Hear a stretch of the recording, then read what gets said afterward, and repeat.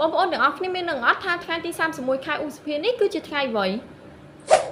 ថ្ងៃទី31ខែឧសភានេះគឺជាថ្ងៃទិវាពិភពលោកគ្មានថ្នាំជក់ជាភាសាអង់គ្លេស World No Tobacco Day ឬ WNTD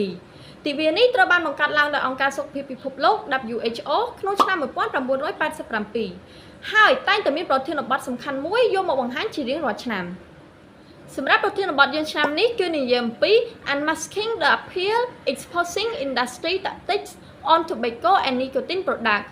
ជាភាសាខ្មែរការបង្ហាញពីការបិទបាំងការលាតត្រដាងយុទ្ធសាស្ត្រឧស្សាហកម្មលើផលិតផលថ្នាំជក់និងនីកូទីនឧស្សាហកម្មថ្នាំជក់បានប្រើប្រាស់យុទ្ធសាស្ត្រដោយផ្ដោតទៅលើយុវជនដែលជាទំពាំងស្រង់ឫស្សីនិងជាសសរទ្រូងប្រទេសជាតិពួកគេបានប្រើប្រាស់យុទ្ធសាស្ត្រដោយផ្ដោតទៅលើរសជាតិដែលវាមានច្រើនរសជាតិច្រើនប្រភេទដែលសុទ្ធសឹងតែជាអន្ទាក់ជាល្បិចល្បួងអូសទាញយុវជនឲ្យជាប់ក្នុងទំពក់រសជាតិ